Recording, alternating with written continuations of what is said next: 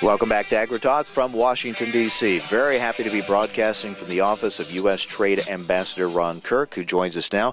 You know, I've talking a little bit about the Dallas Cowboys, former mayor of Dallas. Of course, you're a Cowboys fan. How is it being a Cowboys fan here in Washington? That can be tough. It is muy malo. It's very, very bad, but I'm glad to have a fellow Cowboys fan.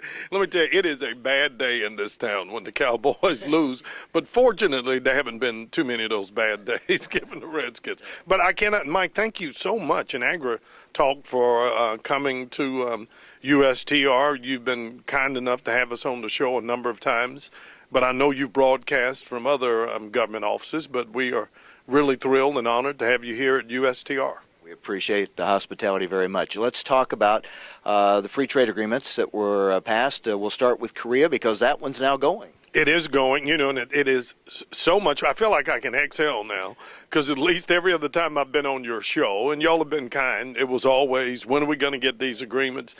And as you know, and your audience, no industry benefits from exports more than American agriculture.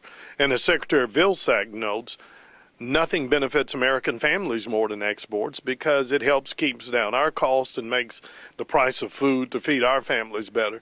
And the good news is now, because of so many's support and advocacy, we were able to pass all of the trade agreements with Korea, Panama, and Colombia, as well as the generalized system of preferences, which is important to a lot of. And the president then challenged me that we need to get these things on the books because as part of our effort to double exports, we know we need all the tools available to us. And the good news is our exports are up almost 34%. Ag has grown explosively, but with that Korea agreement taking effect on March 15th, which was last Thursday, and we'll kind of focus on ag since that's your audience, I guess 75% of our exports to Korea became duty-free overnight.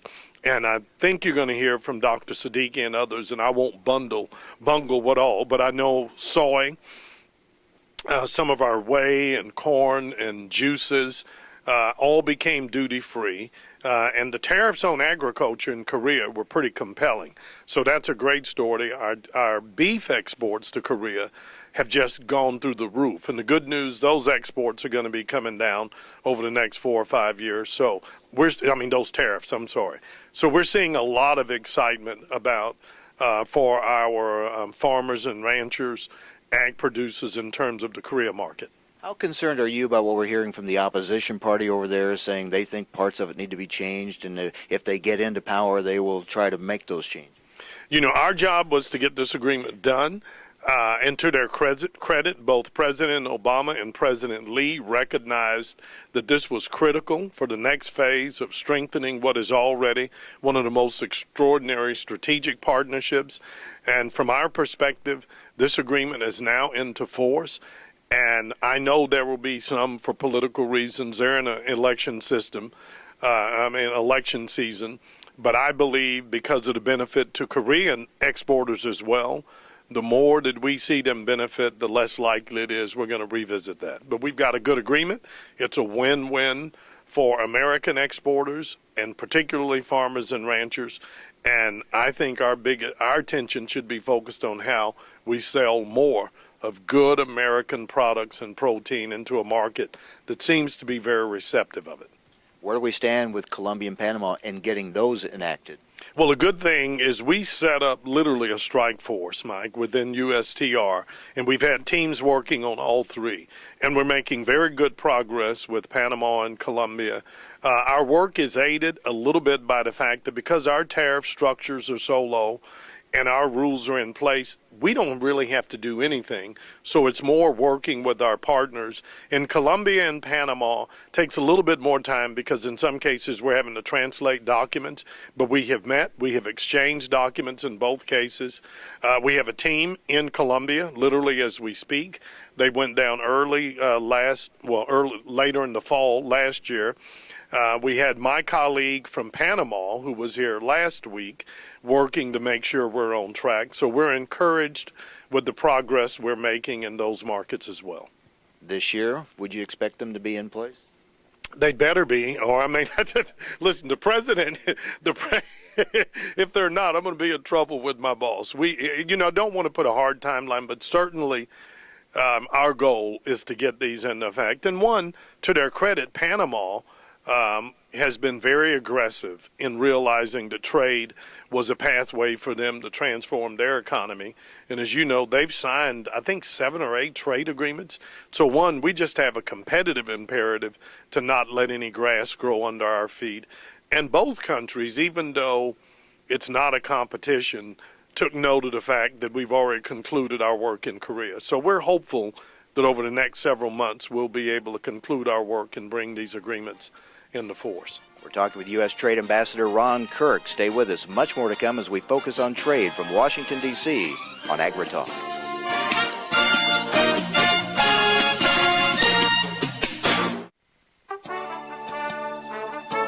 Welcome back to AgriTalk from Washington, D.C. We're at the office of the U.S. Trade Ambassador Ron Kirk, who joins us for a few more minutes to talk about trade.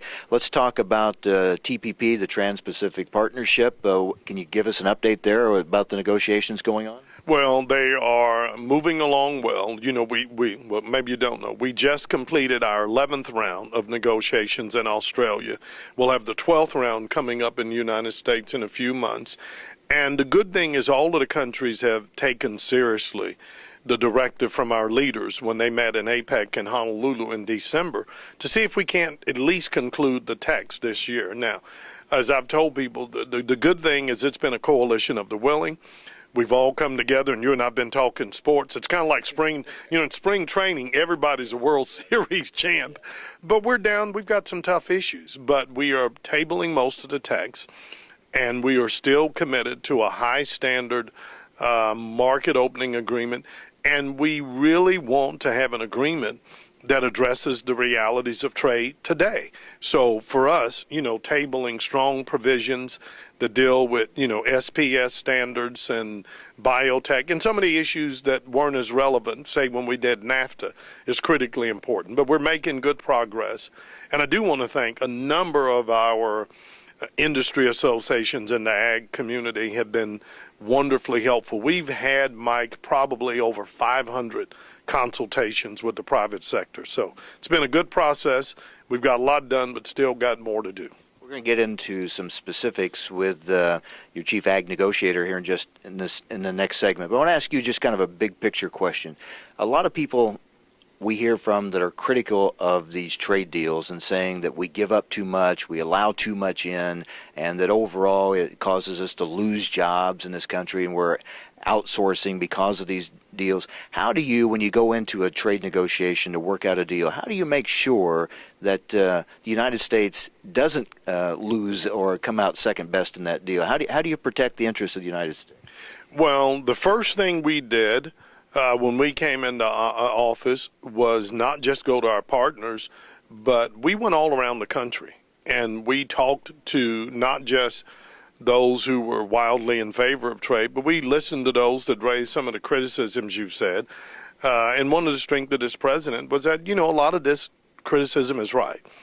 But also getting them to understand part of our objective is to do exactly what you've said, is make sure we have agreements that are balanced and fair. And what really has informed our work was whether I was in Wisconsin, on a dairy farm, or whether I was in, Atlanta to Southeast at a poultry and pork operation, hearing from exporters and say, here are our concerns. Nobody's ever asked me for a special favor. And we say it so much it almost comes cliche, but all they've asked us, give us a level playing field, and we really believe the quality of our protein, our products are good enough, we'll win. So what we do is try to really make sure that we have a level playing field. And we have agreements in the case of ag that science will trump, custom or fear, or we have agreements that acknowledge that with state-owned enterprises involved in business, we've got to make sure they're operating on market principles.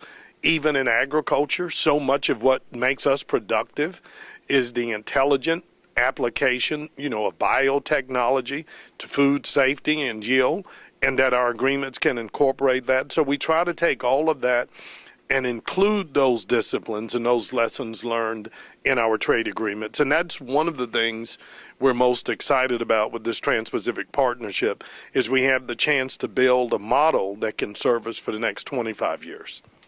Appreciate your hospitality. Thank you so much, and we look forward to talking with you again as more trade events unfold. Thank you very much. Well, thank you all, and again, welcome. I know we're throwing a lot out for your listening audience, but your audience is more interested in trade.